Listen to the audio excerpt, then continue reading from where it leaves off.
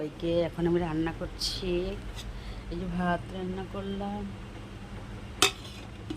আর এখানে করলাম টমেটো দিয়ে মুগ ডাল,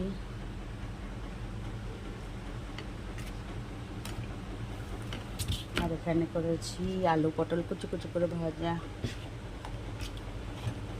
এখানে পাঁপড়, এখনও গ্যাসে বসানো রান্না।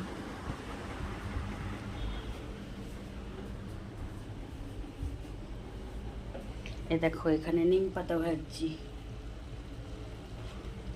আর এখানে হচ্ছে কি বলো তো, এটা ঘুগনি।